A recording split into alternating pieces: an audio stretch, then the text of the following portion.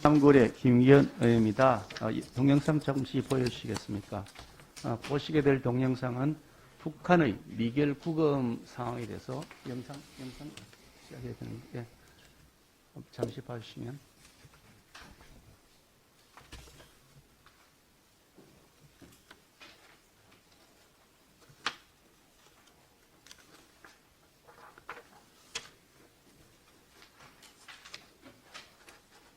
예, 이 자료를 잠시 보셨습니다만 이것은 그 국제인권단체인 휴먼 라이트 워치에서 최근 19일자로 배포한 북한의 미결 구금 제도와 관련된 인권 침해 사례 자료 일부를 발췌한 겁니다. 이 책자인데요.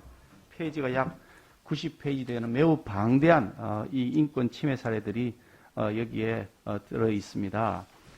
탈북자 30명을 인터뷰했고 그 내용이 사례별로 아주 구체적으로 되어 있는데 이 내용에 하면 이 보고서 내용을 보면 북한의 미결수들이 조직적인 고문과 성적 학대, 위험한 건강 상태에 노출되어 있으며 표현이 이렇게 되어 있습니다. 짐승반도 못한 대우를 받고 있다. 이렇게 표현해 있고요. 김정은이 집권한 후 북한을 탈출한 22명의 전 수감자들과 또 8명의 전직 관리들과 인터뷰를 바탕으로 한 내용이기 때문에 매우 실제적인 내용이라 이렇게 보여집니다. 다음 보시면 이게 그 브래드 애덤스 그 야시아 담당 국장의 그 표현인데요.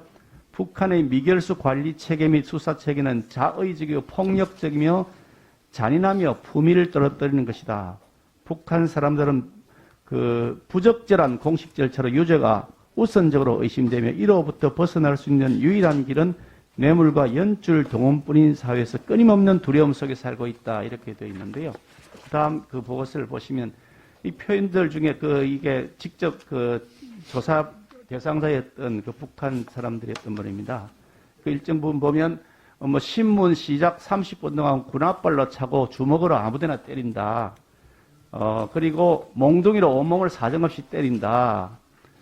감방에서 움직이면 간수들이 전 수감자들에게 손을 창살 밖으로 내밀라고 군홧발로 여러 차례 밟고 지나간다. 신문관에게 강간을 당했으며 신문하면서 몸을 만지고 옷 속으로 손을 넣는다. 여성 구금자의 경우 빨래를 빨아서 생리대로 사용한다. 개나 돼지같이 대우받는다. 무자백에 맞아 일주일 동안 걸을 수도 없을 정도였다. 이렇게 증언을 하고 있습니다. 이에 대해서 HRW 국제 그 라이트 워치에서는 이렇게 북한 정부에다가 권고를 했습니다. 경찰 및 형사 사법제도를 개혁하여 국제 표준에 부합하는 공정한 수사를 보장해라. 처참한 구금소 교도소 상황을 개선하기 위해 적극적인 조치를 취해야 한다. 구금소와 교도소에 만연한 고문과 잔혹하고 비인간적이고 모멸적인 처우를 중단해야 한다. 이렇게 요구를 하는 발표를 했는데 제가 장관님께 질문을 하려는데요. 이런 최근 보고서와 관련돼서 통일부가 인권 차원에서 최소한의 입장 표명은 했어야 한다고 보는데 하지 않으셨습니다. 이유가 있으십니까? 혹시 보고서 나온 걸 모르셨습니까? 네, 보고서 내용에 대해서 정확하게 숙지하고 있지는 못한 건 사실입니다만 그 앞에 만화로 되어 있는 부분들은 저도 봤는데요. 이런 내용에 대해서 통일부가 어떤 입장을 취해야 되는지 한번 판단해 보겠습니다. 다만 이게 좀 민간기관에서 이런 그 활동하고 있는 것으로 알고 있는데 또 국제공인기관과는 또 좀 다른 차원에서 판단이 필요로 한 거라서 한 번 더 판단해 보겠습니다. 네, 국제 휴먼 라이트 워치는 국제적으로 매우 공인되어 있는 국제인권단체이고 권위와 그 신빙성이 인정되고 있는 단체인 것으로 평가받고 있습니다. 그런데 이런 보고서에 이렇게 북한에서 심각한 반인륜적 작태가 이루어지고 있는데도 불구하고 통일부 차원에서는 그 내용에 대해서 관심도 가지지 않으신다 그러면 북한 주민의 인권에 대한 관심은 통일부가 도대체 얼마나 가지고 있는 것인가. 아예 그냥 남북관계 문제를 국내 정치용으로만 생각하고 있는 것이 아닌가는 우려를 금할 수가 없습니다. 유엔에서 북한 인권 결의안을 작성하기 위해서 유엔 제3위원회가 10월 13일자 첫 번째 회의를 열었는데 우리나라는 거기에 초대를 받았습니다. 그런데도 불구하고 우리나라는 그 회의에 참여하지 않았고 심지어 대한민국 국민이 서해에서 피살되고 심지어 시신까지 훼손당했는데 그 진상조사마저도 북한이 불응하고 있는 이 시점에 어떻게 북한 인권 결의안 작성을 위한 이런 회의조차도 참석하지 않으면서 계속 정부는 북한 인권에서 외면하고 있는 것인가? 이 북한 인권 관련해서는 결의안이 유엔 제3위원회에서 15년 동안 연속해서 통과되는데 갑자기 작년부터 현 정부는 공동제안국에 불참을 했습니다.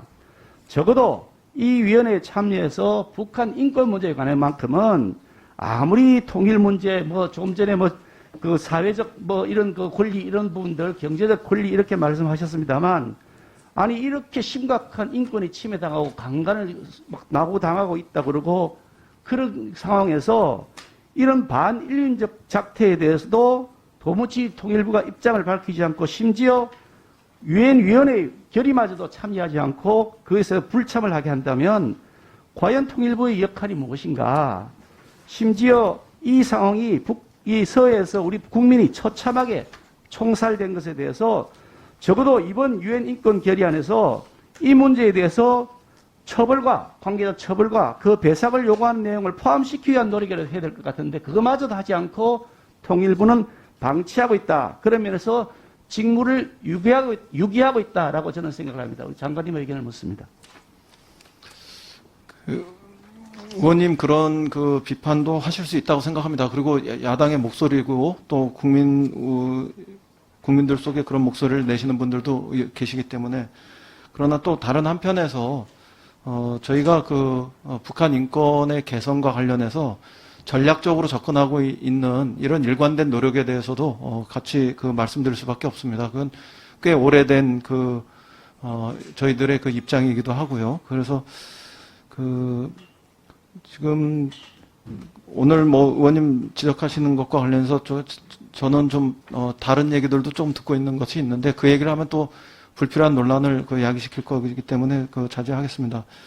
다만 우리의 이런 노력이나 또 국제사회 일각에서의 이런 노력들, 예를 들면은 좀 실질적이고 전략적인 접근을 취하는 이런 노력들 과정 속에서 북의 장애인이라든가 여성이라든가 또 이런 구금 시설에 있어서의 어떤 시설에 있어서의 어떤 개선 이런 부분들을 실질적으로 효과를 일으키는 이런 부분들의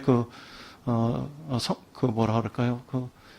그런 결과들 이런 것들이 있는 이런 자료도 저도 본 적이 있고 또 그런 일부 보도도 본 것 같은데 그런 부분들을 좀 참고해서 어떻게 하는 것이 균형적인 접근인지 이런 문제에 대해서 정부 차원에서 통일부에서도 좀 진지하게 판단하겠습니다.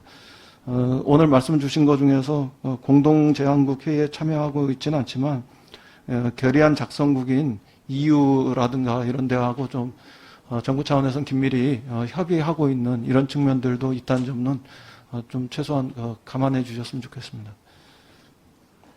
수고했습니다. 다음은 김영호 의원님.